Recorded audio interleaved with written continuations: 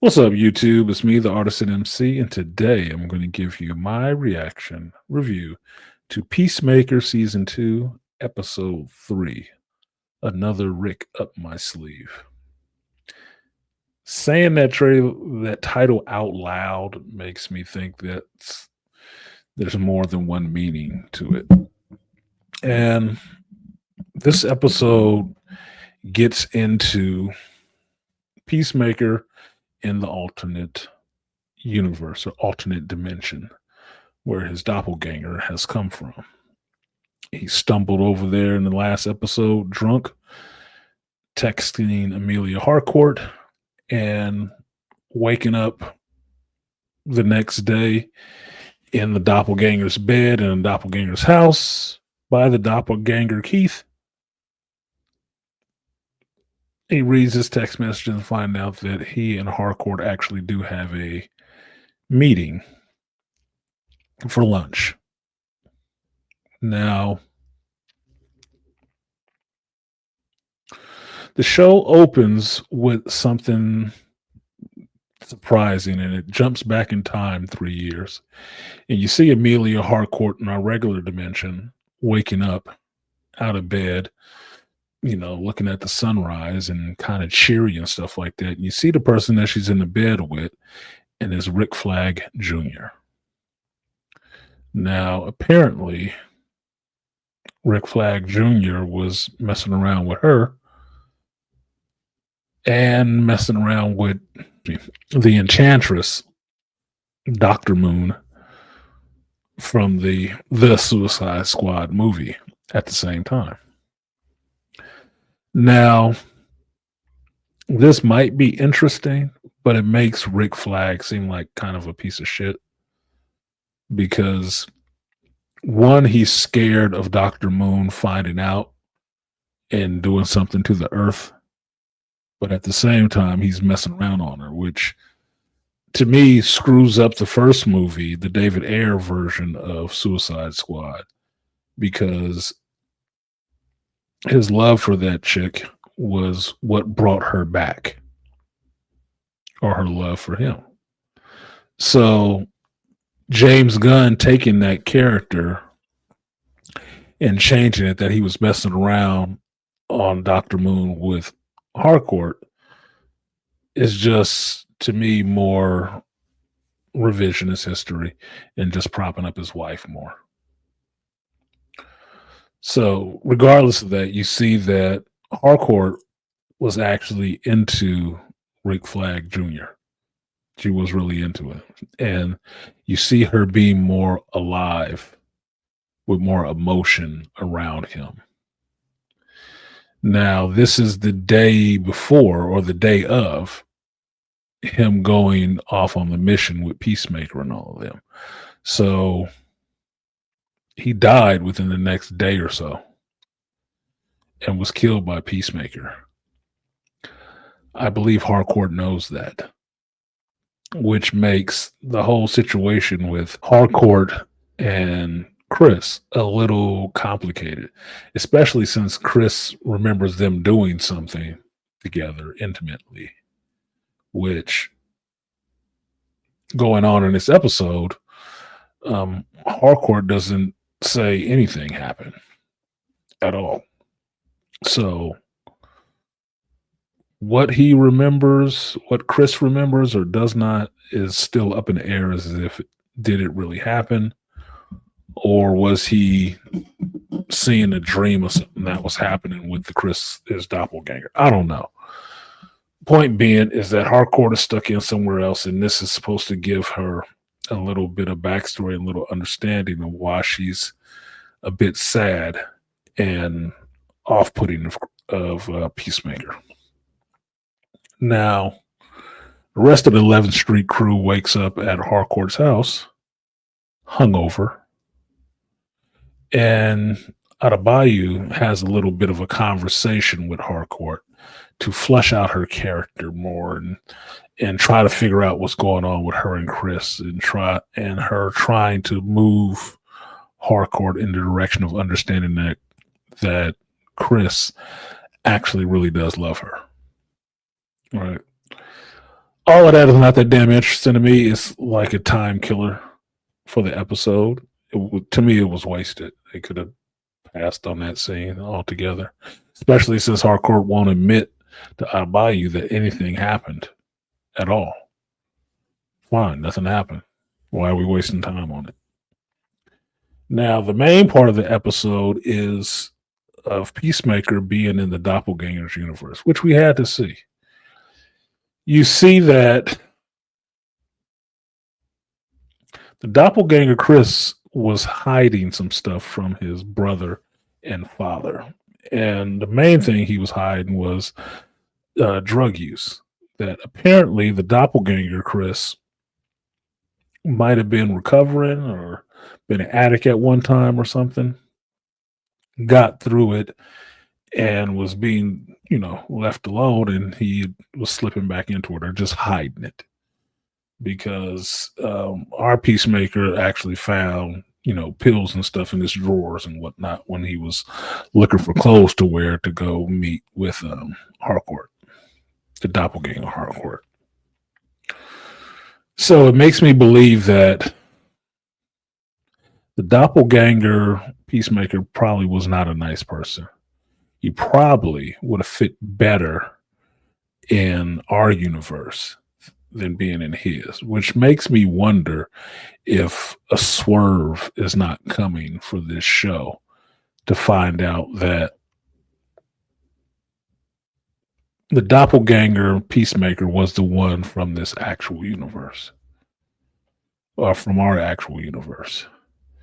And the Chris that we got was in the other universe. I don't know. It seems like that would be a good swerve storytelling to make, because it also answers the question, or gets you closer to having an answer for a question. Why the hell does Peacemaker's father have this technology for this door in this dimension? Why has he had that the whole time? I'm thinking that he knew. That he may have taken his troubled son and put him into that dimension. And he was raised by his alternate version. But the one that they took from that dimension ended up being raised here. And this is the Peacemaker that we know that is just as good in the killer, but it also has this soft side to him. Right? It would be an interesting story point for me to see that that's what happened, that the kids were switched. But, it may just be me, spitballing an idea. Regardless of that, Peacemaker goes to meet with Amelia Clark's doppelganger, or not Amelia Clark, my bad. Amelia Harcourt's doppelganger. And going to her job, which is Argus, he runs into Rick Flag Jr., doppelganger in this universe. And he feels a little ashamed for a minute looking at him, because he sees it as the Rick Flag that he killed, that he feel bad about.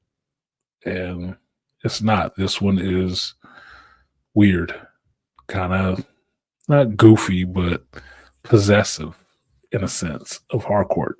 And it gives the impression that he and Harcourt are into some kind of relationship because they work at the same building. But he knows about Chris. What Chris doesn't know is that possibly he and Harcourt were married at one time. So he doesn't know that yet. Excuse me. He just knows that he wants to meet Harcourt and see where things lie with her. They eventually do go out, and he's noticing, like the rest of the audience is that this Harcourt, the doppelganger, is more full of life. She's more fun. She dresses girly. She smiles a lot more. There's a lot more life in this version of her. And Chris is enjoying that and really getting into liking her. And through the course of their lunch date, people start running through the park and a bomb goes off. Now, this bomb is a terrorist group called the Sons of Liberty. You guys better talk to Blizzard and StarCraft about that. But the Sons of Liberty have been setting bombs in places that you don't usually see bombs set, stuff that's actually good for the people. And Chris feels the overwhelming surge to go in and help stop this event. Now, through the course of taking out these terrorists or would-be terrorists, it resolves with him being able to be the hero. And this is something that he has seen since he left the doppelganger Peacemaker's house, is that people actually love him. They love Peacemaker. They wave, they talk to him on the street. He's like a celebrity. And our Peacemaker is really enjoying it. He is shocking at first, but then he's really enjoying it. So through the course of saving these people in the bank from these terrorists, he gets to take all that in, that he is a hero. In some ways, he's the hero he's always wanted to be in our dimension, but wasn't afforded that ability to. So he is really enjoying the feeling that he's getting from being here in this place with these people. And sure enough, Harcourt hugs on him and he just thinks it's best dimension ever. This is what he always wanted. That acceptance, that love. He has both of those things. Now, the episode almost resolves with Economos, Flurry, and I'm forgetting the other Argus chick's name, but they have brought in more soldiers. They realize that Peacemaker has an eagle, not a freaking duck like Flurry is thinking it was. And they've brought in Michael Rooker's character as the eagle hunter. I'm forgetting his freaking name. And they are now going to posse up and raid Chris's house to take that dimensional door or take out the eagle. Okay, the eagle is a bird prey, so now we get to have a scene somewhere down the line of an eagle fighting a man, which will be, I guess, funny, or put the eagle in some peril so we can all be, emotionally distraught a little bit. But the show resolves with our Chris coming back to this universe, telling his brother that he's fine, texting Harcourt he will be out of communication for a little while, but he was happy to see her, and comes back to our universe to deal with what's going to happen there, and that's where the episode ends. So I will say this. The trailer for the trailer for episode 4 looks like it will have a little bit more action, just like this one had a little action at the tail end. But I want to see more of this world develop. I really do. The doppelganger world is interesting, but I would like to see more of how it is set up and what Peacemaker's actual role is in this world. We didn't get to see Robert Patrick in this one, but there was a cop in the scene that looked like it would be Robert Patrick's son. Just does. I didn't check the cast list to see, but he looks a lot like he strongly favors Robert Patrick, which he would be about old enough to be Robert Patrick's son. So I'll wait to see if that comes out as being true. All in all, I did enjoy this episode, and I can let my boy JT know he was right. It was a little bit more fun. Not overwhelmingly, but it was a little bit more fun in this episode. So that's it. That is my review for Peacemaker Season 2, Episode 3. Like, share, subscribe, support the stream if you feel so inclined. I have been artisanmc, and I will see you next time. Peace.